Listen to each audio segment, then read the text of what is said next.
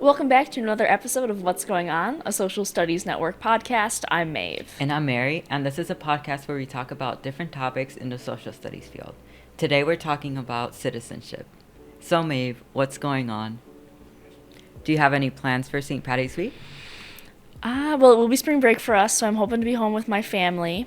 And I'm really hoping to have some corned beef for St. Patrick's Day. I've been thinking about it for the past couple weeks. But what are your plans?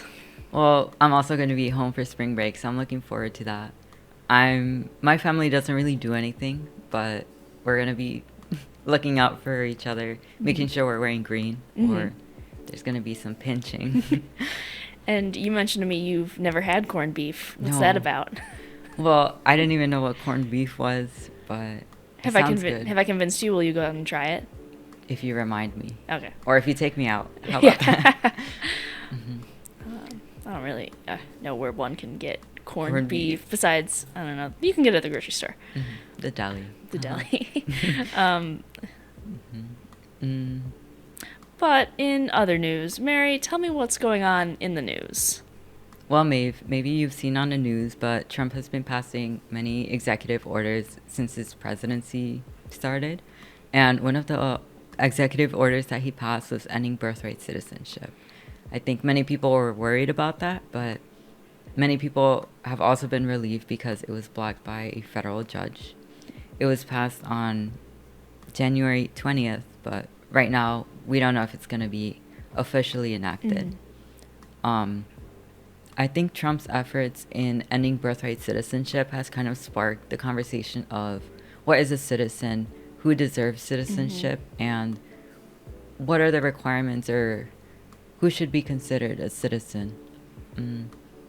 I think in great part that also brings up who gets to be called an American, because citizenship is kind of tied to the idea of being an American, being part of the country. So I wanted to know your thoughts on it. Yeah. Mostly I was surprised when you were talking. I did wake up this morning and I got a news article that said Trump has been president for 6 weeks. I'm like, it's only been 6 weeks. But yes, this is something we've been turning over for a couple of days. Like, what is a citizen? Who gets to say who's a citizen? Do we personally get to say, well, I'm a citizen because of X, Y, and Z? Or are there certain legal repercussions that say you are a citizen because you follow X, Y, and Z? So we're hoping to kind of discuss that today. We wanted to, especially from a teaching standpoint, because when looking at citizenship, it's so this or that, and we have to think of how can citizenship be taught in the classroom, if it should be taught in the classroom, or if it should be taught at home. There's many things that we kind of have to examine when talking about citizenship, which we're hoping to do today. Yeah, in social studies, I think we've seen that one of the pillars is about citizenship, and that generally depends on what you're talking about across grade levels. When students are younger, like in elementary and middle school, it's more about the characteristics of citizenship, like being a good person, honest, showing integrity. But as you get older in high school, it's also about civics and the general governmental processes. So I think that's also something we want to discuss, what the different parts of citizenship are in terms of one's personhood, the way one lives, behaves, all that, and like the legal definitions and such of citizenship. I think something that I was struggling with was exactly that, what you said, like finding the balance between this legal and moral citizenship. Does one matter more than the other? Yeah. I feel like when I was younger, the moral part was more emphasized. We had like little awards and everything for it. And it felt nice to be recognized that way. But I also realized as you get older, that isn't really recognized. And it's interesting because in puberty, we hate to talk about it, but we have to. In puberty, teenagers are kind of dealing with who they want to be as people, and that just isn't emphasized as much. Yeah, I definitely think that it's difficult for children to understand what the importance of paying taxes is. But we can maybe discuss that more in the middle and high schools. But at the same time, high school students may not feel necessary to be lectured repeatedly on the importance of keeping a clean community and being nice to your neighbors. Mm-hmm. I feel like those kinds of lessons kind of go into the background. They are absorbed by how the teacher teaches these students, and I think that's why we've been emphasizing over and over why it's so important to be a role model, because you want to transmit those values onto them, but sometimes it might not be conscious, or you might drop the ball. So it's unfortunate. This kind of brings in something we've never really discussed, is like the role of the parent as a role model, because it really doesn't come up that much in teaching, even though parents play a huge role in raising kids. But we never really explore that in the classroom. And so I think this is one of those great opportunities where teachers and parents can work together to build a knowledgeable citizen and a respectful citizen. In what ways do you think teachers and parents should get involved in transmitting valuable values into their students? I think this is a great opportunity for teachers to share what they're working on with their students by sharing like the course curriculum, especially if it's in a civics class where things like citizenship and government will be discussed. But this is a difficult question because how much do we want to control the lives of children? We want them to be their own person, and we can't micromanage every aspect of their life in hopes that they will turn out to be an upstanding citizen. Right. I feel like when parents do take that role, which is something that we see very often, kids kind of end up being very conflicted as they go out into the world, because they're bringing in what their parents have taught them into the outside world, and it might not necessarily align with their family values and their community values. So I think part of the parents' job is also to teach them to question, to explore, to form their own values, because that allows for a more reflective and flexible kind of mindset, a growth mindset, right? Where, meeting an opposition isn't just shutting down and being like, no, this is not what I know, or what my parents or my teacher or whatever taught me. But yeah, it's important for parents to instill that in students, right? But a growth mindset is very valuable to maintain or foster in the classroom as well. As a teacher, like we've been saying many times, you have to bring in different resources and make sure to ask questions to students. Why do you think this? What's another way you could see this? Why do you think this? So they can really develop their thoughts and be more sure of them, or be more open to new ones. Exactly. I agree with you wholeheartedly. I think it's important for students to think critically about themselves and their thoughts. However, we want to do that in kind of a non-threatening way, instead of asking, why do you think that? Maybe we can rephrase that in different ways. And this kind of brings into question, like, what are the characteristics of a good citizen? And this can be tough because, again, we're battling between this legal and moral definition of citizenship. I would personally argue that a good citizen is someone who's a member of a community, who participates in community activities, whether that be in community government, or they're just a local store owner, or they hold some kind of position in their community that benefits others. What do you think? I think it's interesting how you mentioned that benefiting others, or like the community at large, is important for citizens, or being considered as a good citizen. I agree, because if you're going to be a citizen of something, it's kind of like being a member of something. And you do have to balance your own wants and values with the community's wants, values, and needs. And I think even if you don't have like a very close-knit community, when it comes to like national citizenship, it also comes into play when you're voting, or when you're keeping up with the news, just making sure you know what's going on in the place that you live. And even though if you're absorbing national news or voting in a national election, you can still apply those concepts to your community and how your actions can affect your like small hometown community versus the state you live in versus the country you live in. Yeah, I feel like a lot of people tend to neglect like local elections, even though that's some of the most impactful things that you can do. Because like everyone says like, oh well, in national elections your vote doesn't really matter. Well, it does, but you know, that's Yeah. what people say, right? But in local communities, it feels like it matters more because, well, there's less people. You know what's going on. You know these people as well, but it just doesn't get brought up as often, or people don't get informed as much. And maybe that's an avenue for something teachers can consider when they're teaching citizenship to their students. I've seen I've seen teachers that teach very young students just the importance of voting in itself. Like, oh, let's vote on whether we get to go to recess or do this other thing. And that kind of instills in them that value.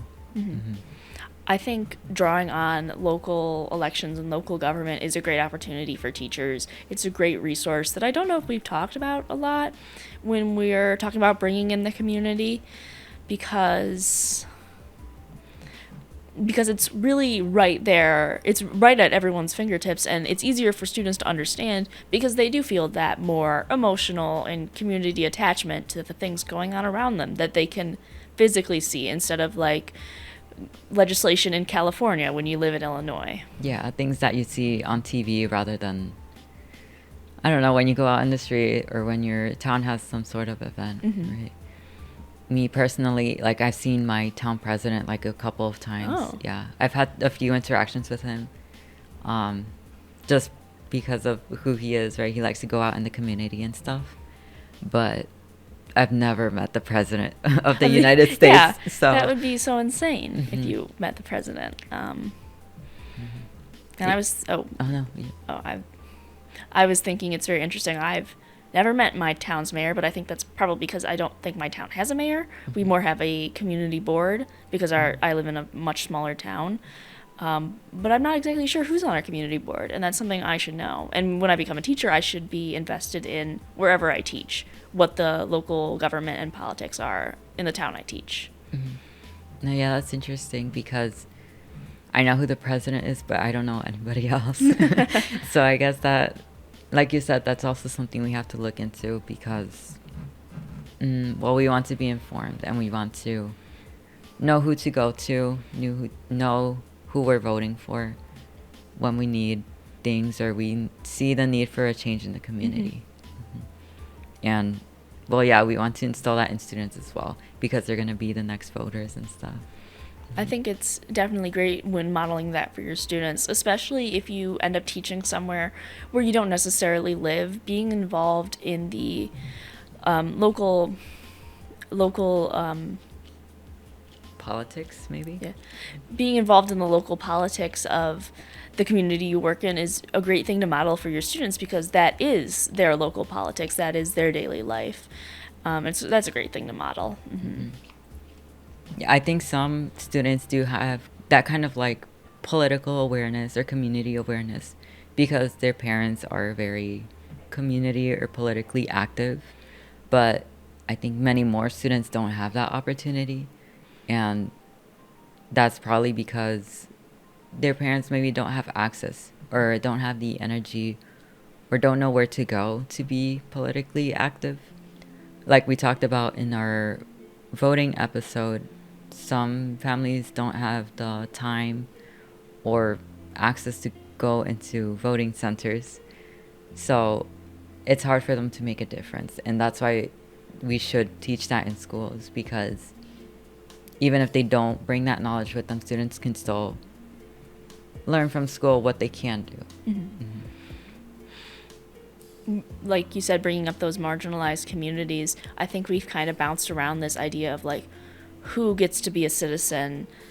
And that's kind of a very broad question because Well, there's a lot of things that could make you a citizen. If this doesn't change, if you're born on American soil, you could be a citizen. But if you aren't able to vote, does that not make you a citizen?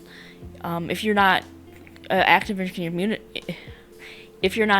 in your community, are you not a citizen? So these are questions we have to ask ourselves and reflect on as teachers, to recognize in our students and our students' families what they define as citizenship.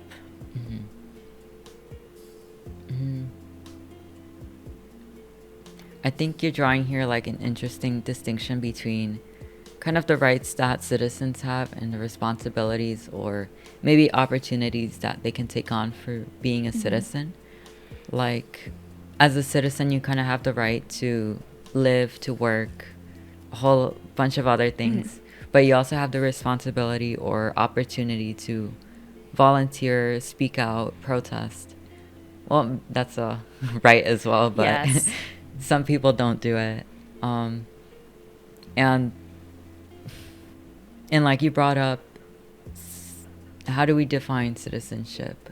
Especially because some people don't take advantage of the opportunities that they're given, or they don't involve themselves in their community more than they have to. Or some people, they do involve themselves in the community, but they aren't legally citizens. So it's something that you have to kind of question, like, who is a member of the community, who is a citizen. And like, who gets to decide? Is that something, if I said this already, like, is it, oh, okay. No. I don't know if I said this already, but is it like something we define within ourselves, or in the community? Is it something the community around us defines us as? And kind of jumping off of your point, when it comes to immigrants as well, we also have that kind of uncertainty or ambiguity of who we consider immigrants, at least like colloquially, socially, because there are many immigrants legally. We may say like, oh, this person immigrated from this country to this one, either legally or illegally. But then some of them are regarded more harshly as immigrants, holding like certain connotations. For example, like Latin American immigrants, you hear all the time like all these illegal aliens, right? When I think now they aren't even the leading group of immigrants. They carry the connotation of immigrants, like the illegal aliens, when there are a vast variety of immigrants that come to the United States, and we shouldn't assign those negative stereotypes or connotations onto them. But it does draw an interesting question of why do we treat them differently if they are like legally the same thing. I don't know if I quite have the answer to that. There's many different answers: racism, xenophobia, that we can discuss for hours and hours. But I was interested in what you were saying, like that label of legal versus illegal. And I found it very interesting that we may always consider someone an immigrant, no matter how long they've lived in the U.S., no matter what path they took to citizenship, no matter how long they've been considered that legal citizen. They may be considered an immigrant for the rest of their lives, and that's where we kind of bounce around. Like, are they an American citizen? Are they a citizen of the country they originated from? Could they be a dual citizen?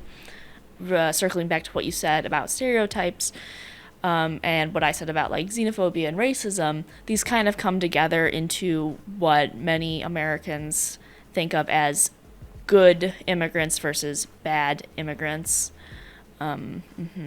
Yeah, I was thinking about my dad because he, a long time ago, immigrated here illegally, but through like the process of getting his residency and his citizenship, he's now technically a citizen. But it often feels like that label of immigrant follows him simply because he hasn't assimilated fully, right? And simply because he's visibly Mexican as well. And well, yeah, I was thinking about my dad, and also what you said about how some immigrants may be here and maybe they've lived and maybe like my dad converted into citizens eventually, but they still might be considered immigrants, or they might be considered foreigners in extreme cases, simply because they might not assimilate, because they might not have the language, or simply because they keep their culture and they don't I don't know. That's kind of assimilating. I was going to say keep their culture and assimilate, Yeah. or they keep their culture and don't assimilate into standard American life. Yeah, they keep their culture and they don't assimilate fully. And maybe because of that, maybe because some people don't want to assimilate, that's why they might be treated differently. Because if you're able to fly under the radar, even if it is, I guess, painful or kind of uncomfortable to have to like suppress your culture a little bit, you do gain that a little bit of access to being called American, or at least more American than other people in comparison, right? Either because of your behavior, your culture, or because of a piece of paper, legally. I think when we're talking about like assimilation, we don't see as many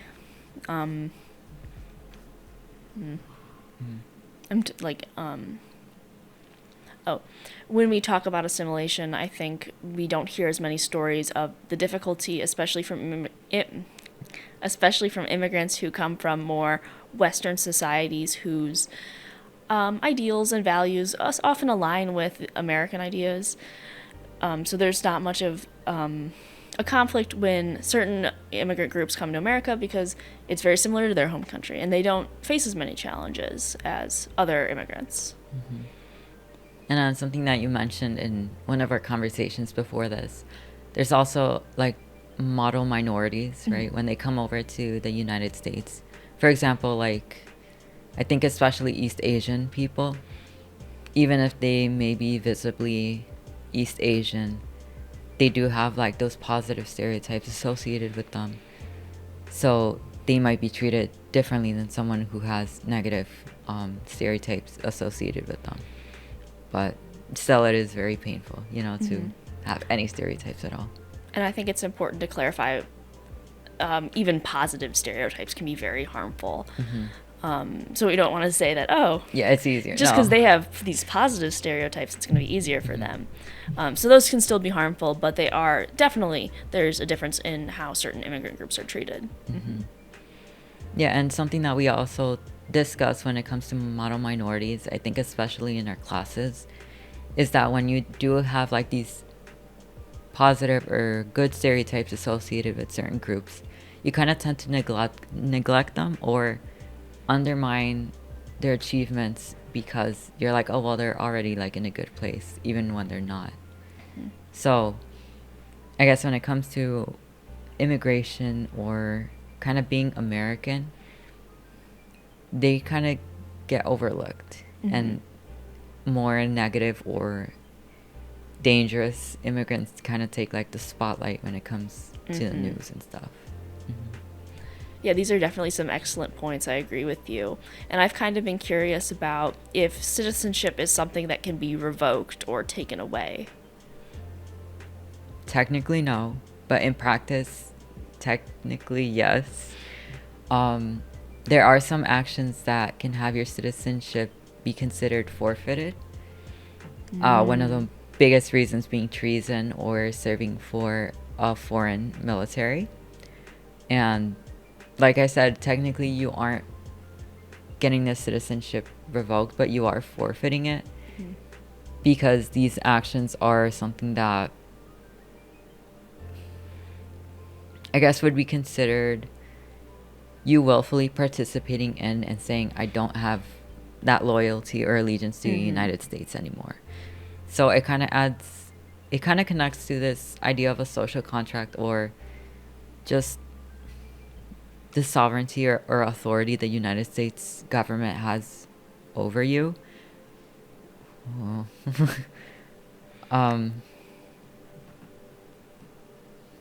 Where there are obviously rules and laws that you have to follow, and if you don't follow these, or you aren't in the spirit of America, you are kind of resigning your citizenship.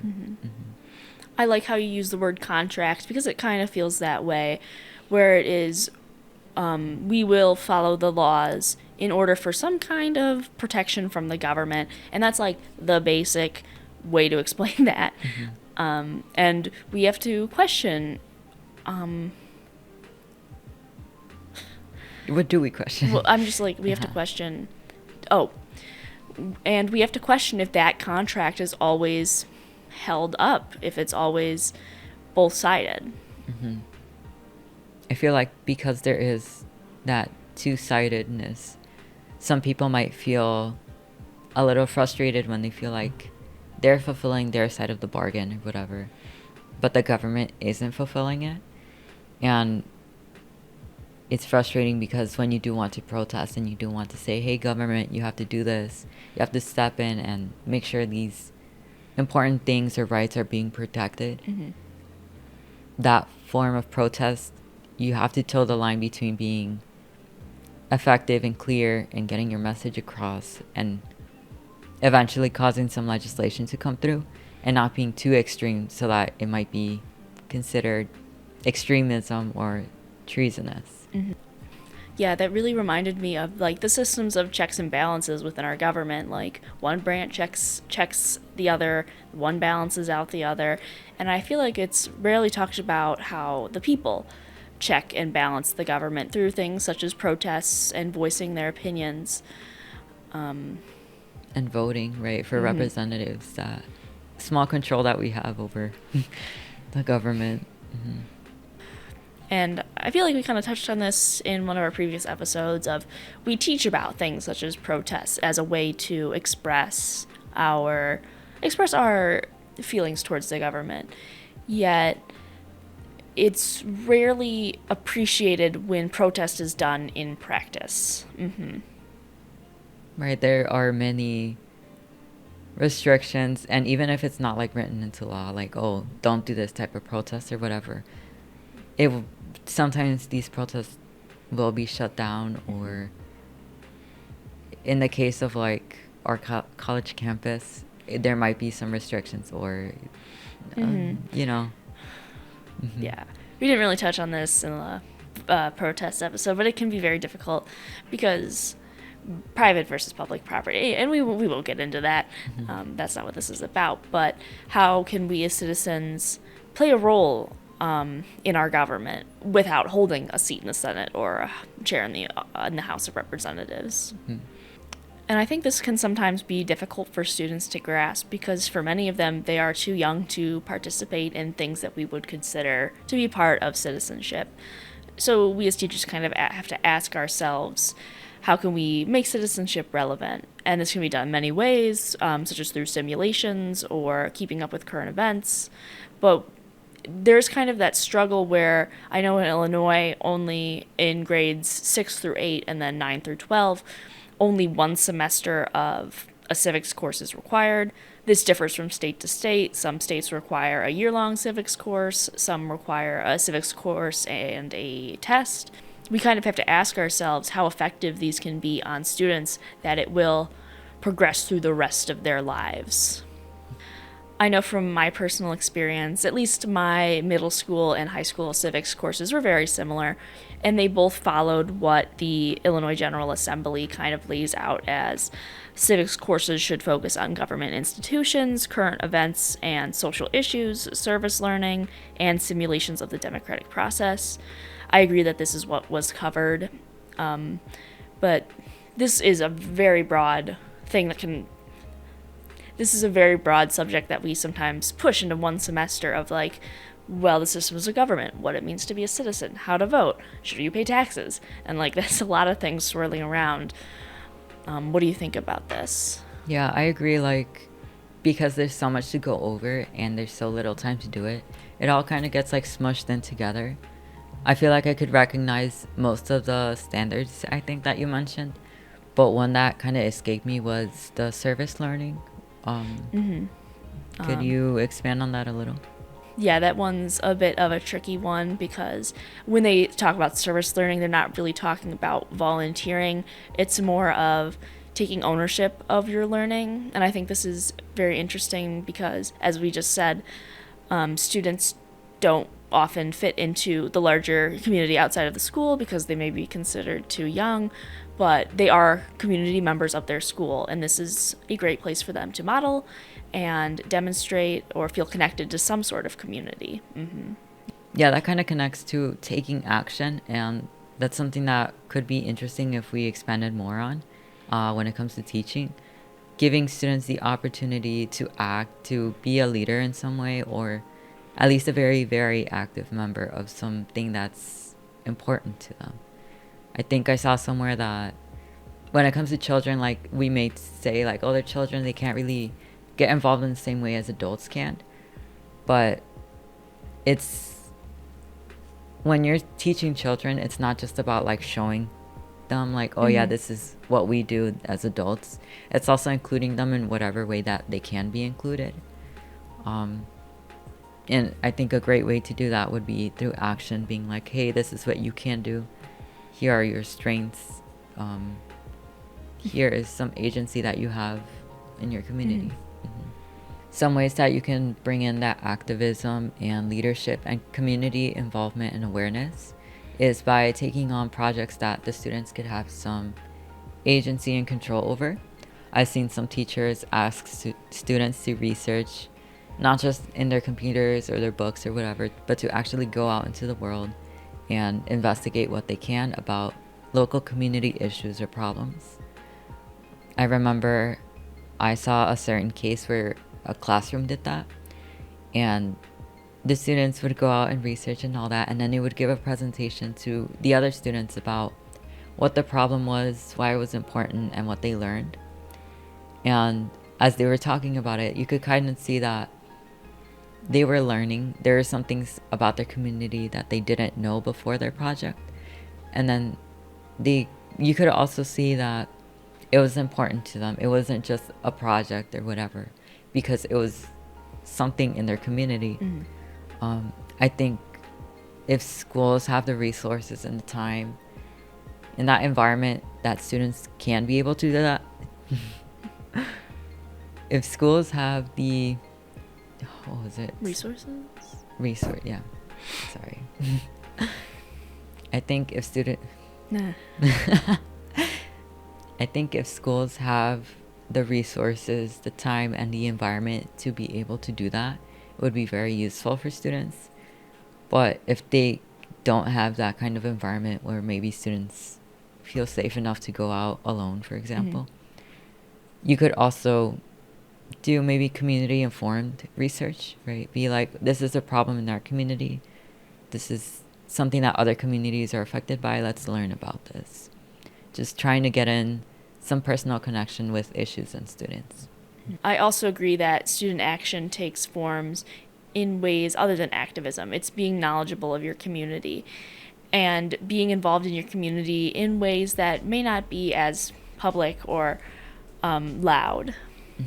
I think something that you mentioned early on was being a citizen is being a member of the community. So just even fostering that knowledge and awareness of the community is something that could add to the students' education.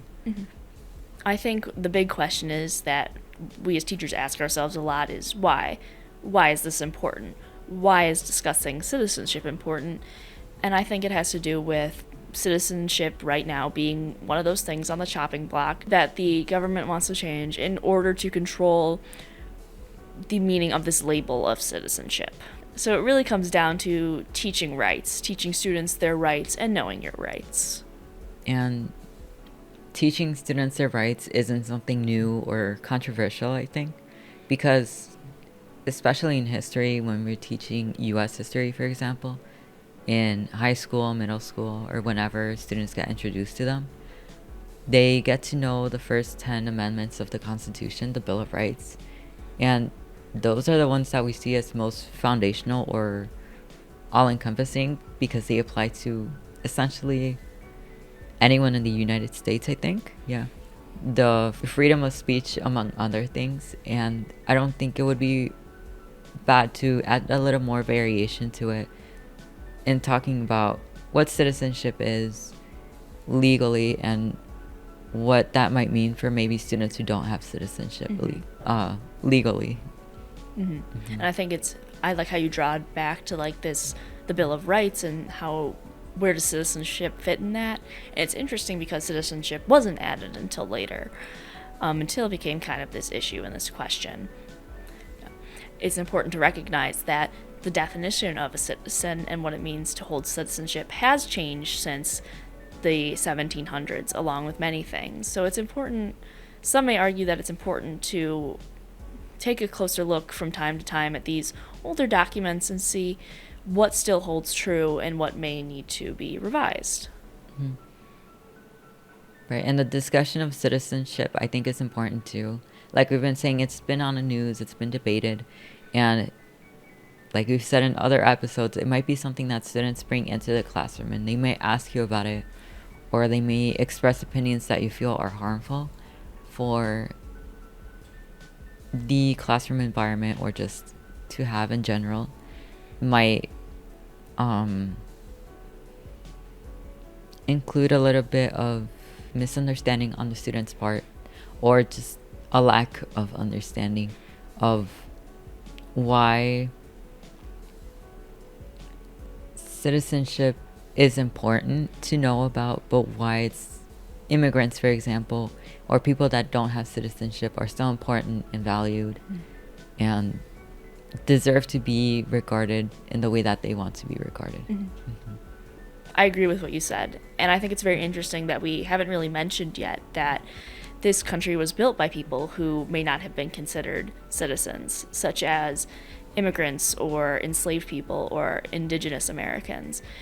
Yeah, and so their contributions are very important, and it would be a disservice to them if we only measured value or contribution to the United States to just citizens, or just people that were born as citizens.